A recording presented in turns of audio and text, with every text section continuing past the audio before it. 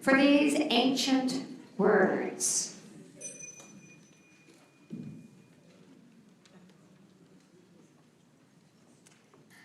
From John's Gospel in the 4th chapter, we have a story about a woman at the well.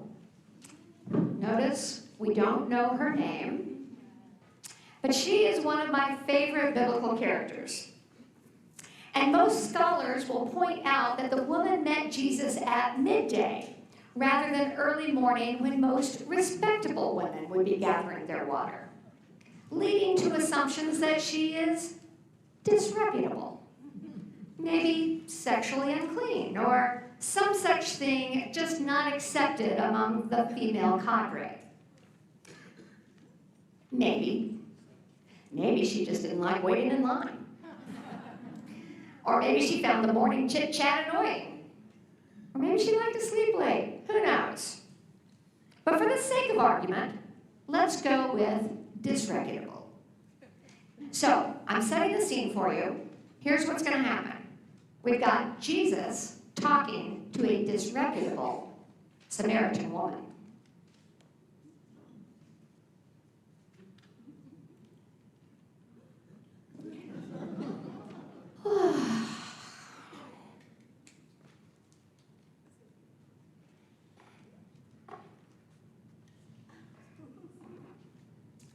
Hey, lady, give us a drink.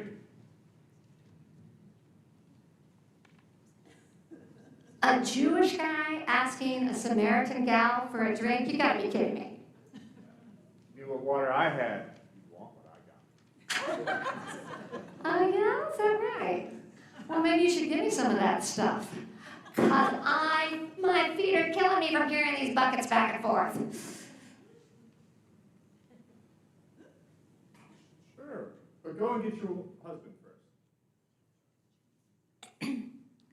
I don't have a husband. True that. You're going through 5 of them, and the guy in bed last night has a clear ring on it. What are you, a prophet? What? I see. Okay, fine. All right. Well, tell me this. Look, my people, we worship on this mountain.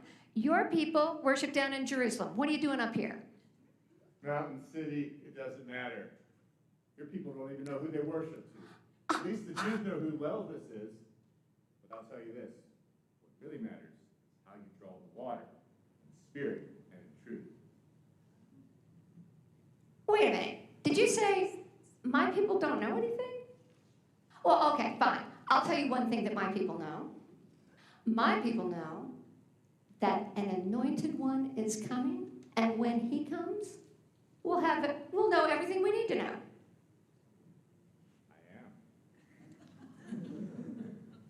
I am.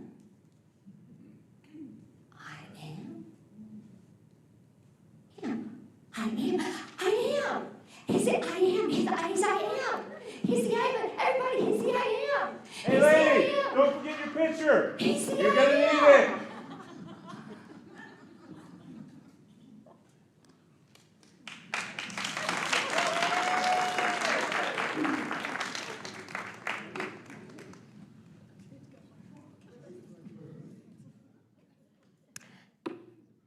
This is ancient wisdom and holy word.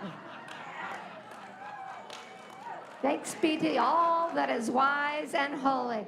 All creation is wisdom and holy word. All creation sings the wisdom of God. Hallelujah.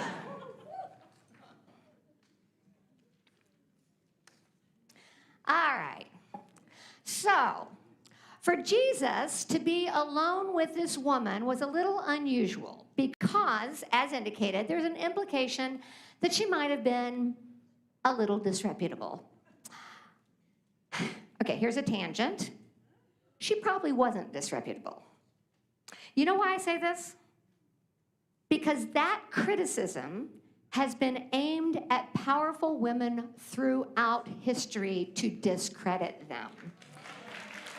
And especially theological history.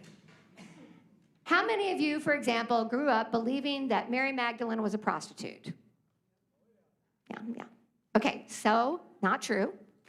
It was later theologians who worried about the influence Mary's followers had, who had to come up with a reason for her to be less credible than the male disciples. One bishop called her a prostitute, and then it stuck, and then it got passed down through millennia. But if you read the Bible, you will see that there is zero there to support that argument. So, this unnamed woman in John 4 is now considered disreputable. I mean, granted, she'd had 5 husbands and a lover that she wasn't married to, but I don't know. Maybe it's because of that, or maybe it's because of what happens in this story. She and Jesus get into a relatively serious theological conversation. And even though John David and I were having some fun with it, there is some real depth to the conversation. Okay, so the woman is Samaritan. What does that mean? Okay, we all remember the parable, or most of us, some of us, remember the parable of the Good Samaritan. The reason that parable matters is that the one person who stopped to care for the man who was beaten on the side of the road was the one person who was least likely to do so. The nearly dead guy was Jewish. The 2 people that passed by on the other side avoiding him, also Jewish. But the person that stopped to help was a Samaritan. All right. So what Jesus was saying is, doesn't matter how you worship, doesn't matter where you live, doesn't matter your ethnicity. That's not what matters. What matters is how you behave. Are you compassionate? Are you generous? Or are you not? So this woman, also a Samaritan, an enemy of a Jew like Jesus. And she doesn't avoid that conversation. She comes right out with it. She names the problem. You're a Jew, I'm a Samaritan. Why would I give you a drink? Later, she digs a little deeper into the heart of their separation. Our ancestors worship on this mountain. Your people worship in Jerusalem. Now, if Jesus had simply been a good rabbi, it would have been his chance to convince her that his ancestors were right and her ancestors were wrong. He doesn't do that. He does get a little jab in about her people not knowing much, but then he gets to the heart of his message. A time is coming, and now has come, when true worshipers will worship in the Spirit and in truth. God is spirit, he says, and worshipers must worship in spirit and truth. So Jesus jettisons both of the traditions. It's not about who, it's not about where, it's about how. God is spirit, and worship is in spirit and truth, just that. All of the externals fall away. All of them, gone. Okay, so to review, Jesus is talking alone to a woman. Jesus is having a theological conversation with a Samaritan. And then he basically says that both Samaritans and Jews are missing the point, that spiritual connection is all that really matters. Okay, that would be enough to make a great story. But then here's what happens. The woman brings up that she believes a Messiah is coming. Messiah simply means an anointed one of God. And there were lots of ideas floating around about what would happen when God's anointed showed up. It's really not that different than now, when you've got religious groups believing that there's going to be a second coming, and some of them know what that's going to look like. Some think it's fire and brimstone. Some think it's rapture. Some are even brazen enough to set a date. And when that date passes, they set another date. Well, this was happening back then, too. That's why so many people were getting baptized by John the Baptist, and other people were becoming zealots and Essenes and any number of sects within and around Judaism that had very passionate followers. Some people, other than the Samaritan woman, had questioned Jesus about whether he was the Messiah, and he generally just skirts the issue and changes the subject.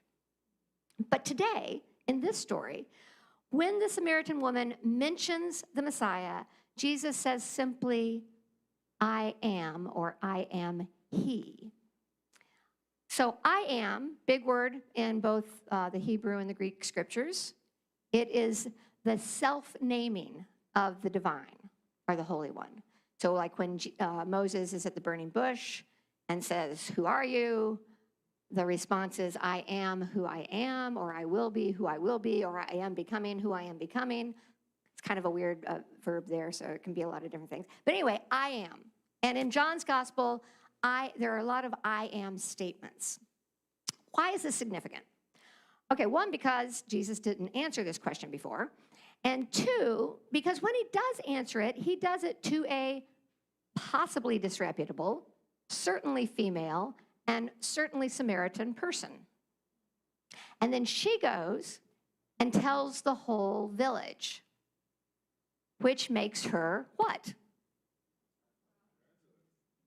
Evangelist? Yeah, I heard some other disciple, evangelist, gossip, messenger. Yeah, basically the first evangelist, the first preacher of the gospel, if you will. Now, wouldn't you think that because of that, she would be as well known as Peter and Paul and all the guys? Right? We don't even know her name. So, this is Women's History Month. And the theme this year is celebrating women who tell our stories. The National Women's History Alliance encourages recognition of women who have been active in all forms of storytelling.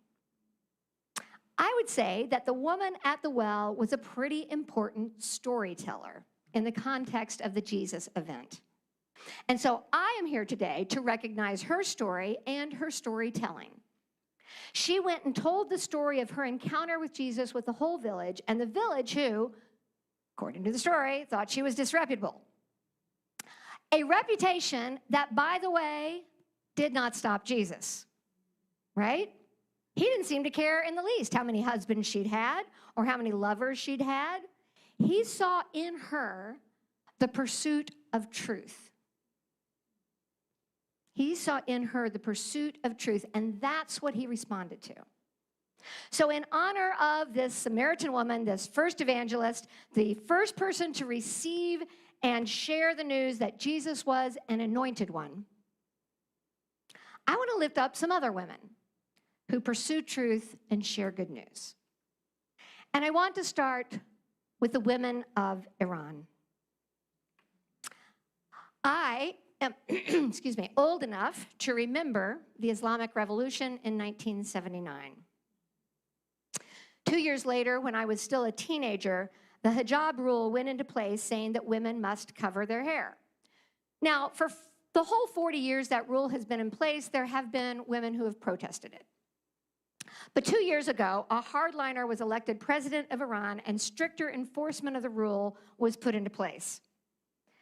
But since the death last year of 22-year-old Mahsa Amini by the country's morality police, women and girls have been at the center of a nationwide uprising demanding an end not only to the hijab requirements, but to the Islamic Republic itself. Around 20,000 people have been arrested during these protests, and more than 500 people have been killed as authorities violently suppressed the demonstrations. This is why we name women in history, because history is ongoing. History is now. I could spend a fair amount of time this morning sharing about the status of women worldwide with you. Some of it would be positive. Much of it would be concerning. Some of it would be devastating. But let me just make this connection between the woman in today's story and the women of Iran. Both say to us, the morality police will not silence us.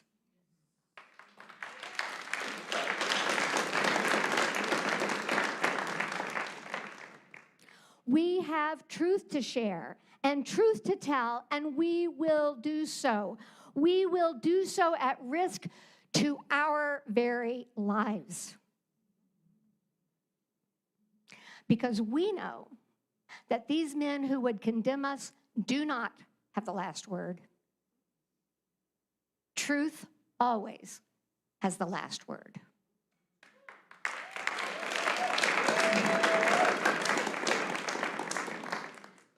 There is a rising in our world today of the truth of women. Black women are telling their truth. LGBTQ women are telling their truth. Native women are telling their truth.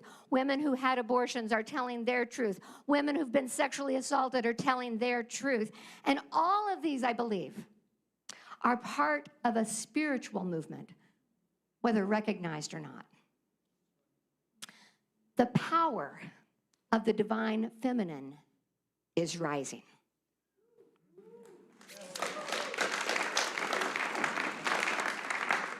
After hundreds of years of women's wisdom and women's divine healing powers being suppressed, sometimes violently, there is a rising up.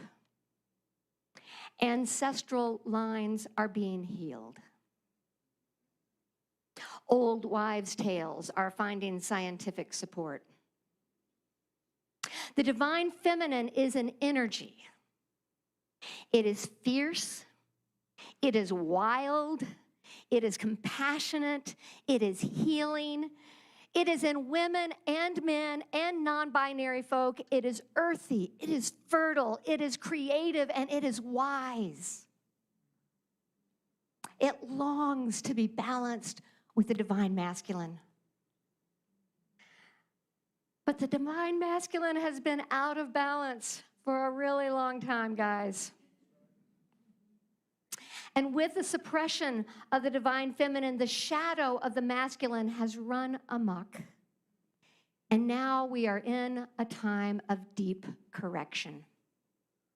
Mother Earth herself, the center and source of this divine feminine energy, is crying out for this correction. The era of extraction must end.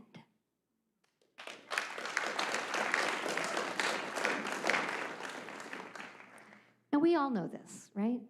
We know it in our bones. We see it in our world, whether in the rise of authoritarian tyrants or the rise of the planet's temperature. Anyone with eyes to see recognizes the need for this healing balance. And the good news is, it's already happening. It is happening in Iran. It is happening with our increased understanding of plant medicine. It is happening in the Me Too movement. It is happening. Everywhere it is rising, there's a backlash. The death throes of an era that's reached its end. And this is not just about women in leadership, though that may be a part of it. It's not just about appropriate legislation here and around the world, though that probably needs to be a part of it. And it's not just about caring for our planet, though that may be the most important part of it. At its core, this is a great spiritual movement. It is a rising that is within us, but it is also a rising that is beyond us. Earth and our ancestors and the spirit world are bringing it to us, ready or not. Now, what does this have to do with Jesus and the woman at the well? A time is coming and has now come when true worshipers will worship in the spirit and in truth. All the great masters, all the great spiritual masters have said something along these lines. And Jesus said this to the woman: I don't care about your gender. I don't care about your ethnicity. I don't care about your religious affiliation. I don't care about your sex life. I care whether you are interested in spirit and in truth. And if so, let's engage at that level. Let's go there. Have other of you found yourself in conversations about how one of the fallouts of the pandemic seems to be that Some of us have lost our tolerance for operating at the surface. You feel that? You feel that? And we're only really interested now in engaging at that level of spirit, of change. It's not that we've lost our sense of humor or our ability to have fun. Heck, at least one of these conversations I had, I was wrapped in boas at the Mardi Gras parade. Our play, our humor, our hope, our joy longs to be based in something deep and true and meaningful, fierce and wild, powerful and healing, compassionate and wise. The divine feminine is inviting us to find our joy in creativity that heals, in that which brings life and nurtures life. And this invitation is not gendered. All of us are being called. Anyone who knows me knows that I really like men. I mean, I do. Sometimes to my detriment. But I love masculine energy. I have such high hopes for you guys.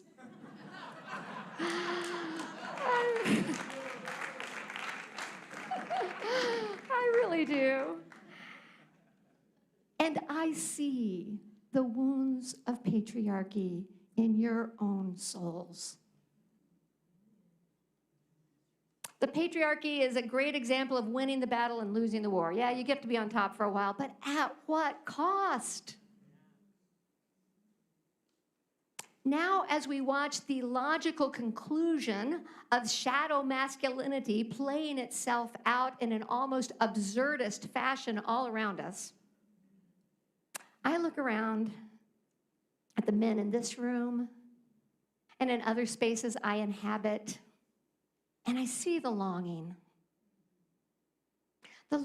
for balance, the longing for healing, the longing for spirit and truth. So as we start this Women's History Month, I invite you men, and all of us, wherever we find ourselves on the gender spectrum, to be part of creating this next era of history. An era when we won't need to set aside a month to remember women, or a month for Black folk, or a month for Native folk, or a month for Latinx folks, because white patriarchy won't be the norm from which the rest of us are seen as derivative.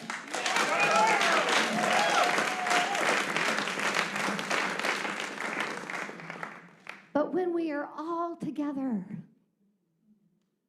gently, lovingly, fiercely, wisely, co-creating this world we all want to see. And it starts with these words. A time is coming and has now come. Has now come. Has now come. When the true worshipers will worship in the Spirit and in truth. May we have the courage and the wisdom to lead the way. Oh, yeah.